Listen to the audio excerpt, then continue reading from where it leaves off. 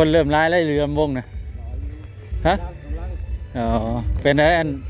พี่น้องฟังเขานะพี่น้องฟังนะล่าเต้นโอ้พี่น้องฟังนะบ่เต้นนะ พี่น้องฟังเข้าไปหลับตับแตกสบายดีพี่น้องโอ้กินข้าวมืดแต่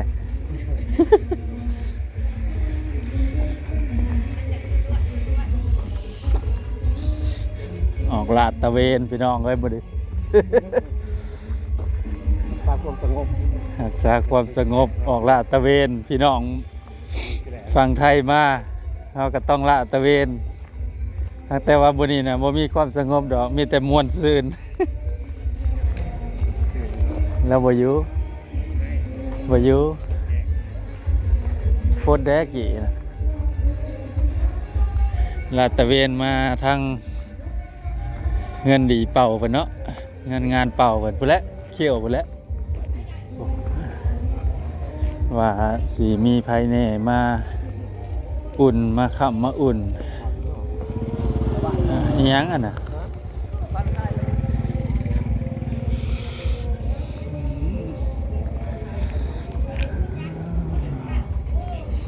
มีแต่ญาติพี่น้องมีแต่ลูกหลานเนาะมีแต่ลูกในอยู่ในเฮือนเนี่ยเบาก่อน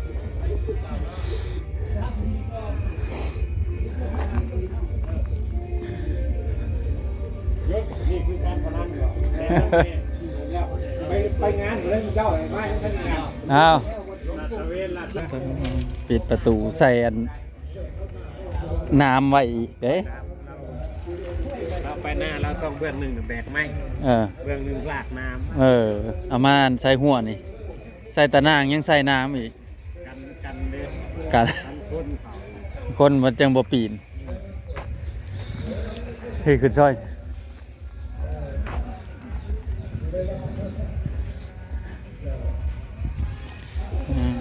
บรรยากาศพี่น้องเอ้ยเลาะหมู่บ้านพี่น้องเกิด ยันมีขโมยขโจรเนาะเป็นงานเป็นการนั่นนี่รถรางหมักเสียนะเราก็เลาะตรวจสอบเป็นระยะหากบ้านอื่นนั่นมีเลยได้เนาะนั่นแหละว่ารถเสียคือปีน่ะบรรณบ่อบริวันน้องเต้มันน้องเต้เนาะหมอลำเลืองเฮือนเสียคงอะนะรถเสียน่ะบอกก็เสียเก็บแล้วอันนั้นตักนะไปกินอันกาแฟน้ำลุงกลมไปมาแล้วฮะไปรอบหนึ่งแล้วว้าพี่เฮาสวยพิษแต่ห้องการเลยนะห้องการ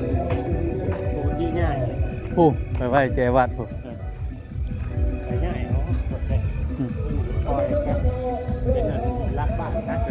นะศาลากลางบ้าน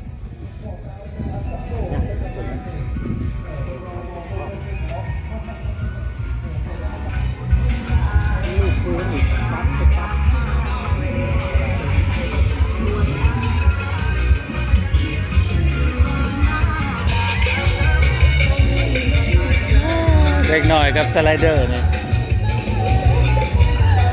แมนแนวเลยนะพี่น้อง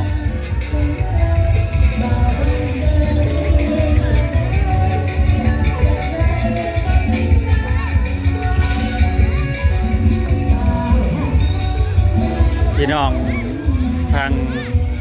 ไทยเพิ่นกสินอนอยู่ในศาลาหงส์ธรรมเฮานี่นะพี่น้องศาลาหงส์ธรรมหลังใหญ่อันนี้นะ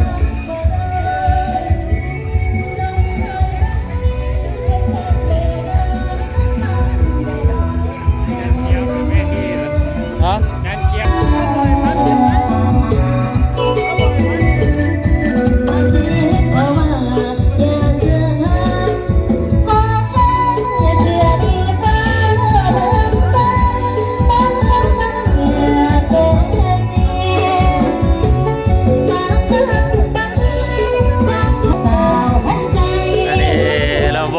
เมื่อกี้เนาะพี่น้องเนาะมวนได้พี่น้องเลยก่อนระวงซาเมื่อกี้พี่น้องเลยจัดเป็นรอบพี่น้องเ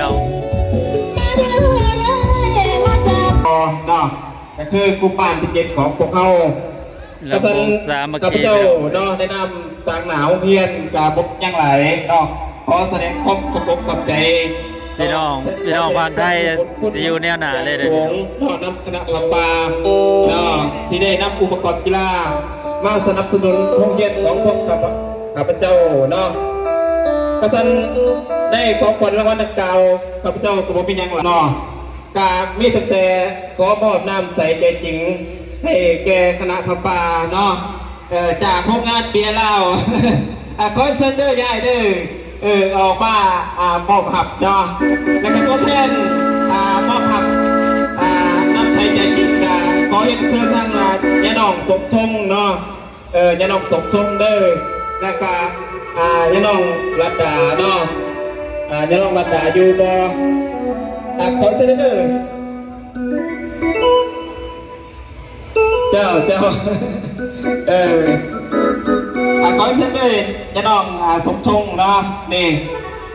ถือว่าเป็นประธานเนาะนำคณะพระป่ามาจากเนาะกับ ไม่เมาแล้วก็ฮะ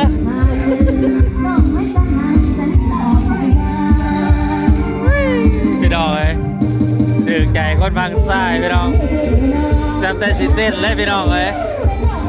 พอมีการตีกันเราพี่น้องฟังเล่าเขานี่นะว่าต้องญาติเต้นอาหารกันสบายเลยพี่น้องเอ้ยมวนน้ำกันเลยยาวพี่น้อง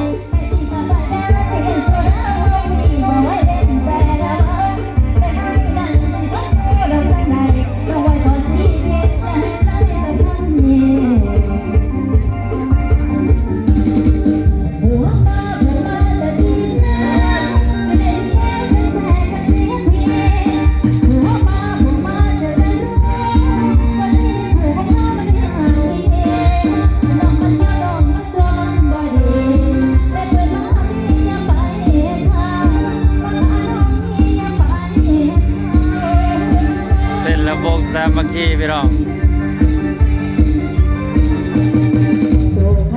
คนฝั่งซ้ายและฝั่งขวาพี่น้องเอ้ย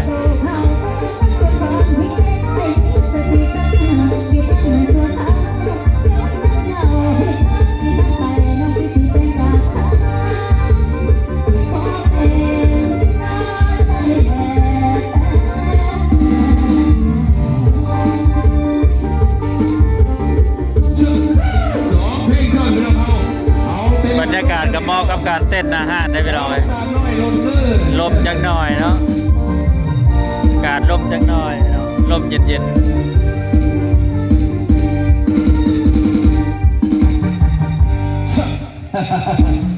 เอาสมเพชสมแกจานสมแขก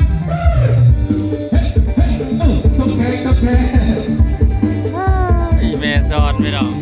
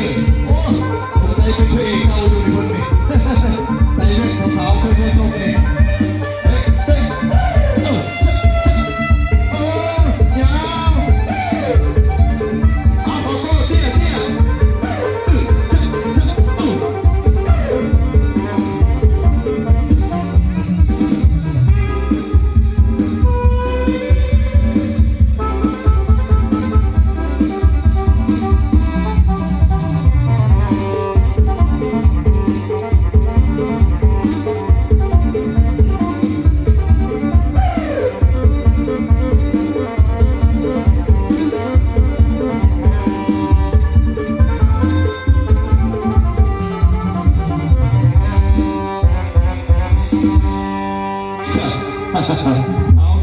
ไปกินเบียร์ก่อนย่ายเฮาโอ้ยกินเมนยุงดีเพิ่นนี่ก็ได้เบิ่จักร้านไปเจ้าหาแต่เบิ่โศกโอ้เบิ่หาโอ้ยข่อยสิบ่ได้เสียเงินเลยทางอาจารย์เจ็กมีเนี่ยมื้อนี้ ขี่มาหาโอ้ยชุดใส่5 ขวดโมแมนต์หาล่างมากี่ตัวเจ้าเนี่ยโอ้ยเนาะแต่กูเข้าใจเด้อทางพี่น้องคนก่อนเฮาเนาะที่ว่าเป็นเจ้าของรอบนี่ที่กระทักพี่น้องเราประกอบเนาะที่ว่าได้ยาวรวมกับเมื่อกี้ในรอบนี้โอ้แน่ไปคนนี้เห็นไปเลยพี่น้องที่เอาวงให้ไปเลยจะเปิดท้ายไม่มีปัญหากับมันนะเอาซ้ำเลยก็ต้องไปทางก็เห็นมาเอามาในกระดังโตนังตังภาคไทยสบายดีน้ำเพลินเด้อหวยนางเป็นจุ้มเด้อพี่น้องเนาะที่เราเดินทางมาจากถือว่านางภาคไทยน้ำเพลินแน่พอเลิกกับนางน้ำเพลินแน่ยินเราเบี้ยเพลินแน่ยินในโพซุกแน่ให้กินแต่ไม่ได้บอกนี่จะได้เบอร์รอจะได้เดินนี่ชุดเจ้าลูกกินยำก็เลยเห็นแต่ไม่ป่านนี้จะได้ตัวกินเบียร์แล้วป่านนี้เนาะเจ้าเอาที่ฉันก็ถือว่าเป็นการจะฆ่าเสียเวลาการจะได้เข้าสู่รวมสามัคคีอีกเนาะพี่น้องเราในรวมสามัคคีรอบนี้ก็จะเป็นเกียรติแก่ทางการนำอีกเนาะกับคนที่หนึ่งนี่ก็คือทางสุริพลนี่เนาะวันนี้ให้เกียรติเป็นนอกห้องในการมาฝากตั้งกระมงเลยโมเมนต์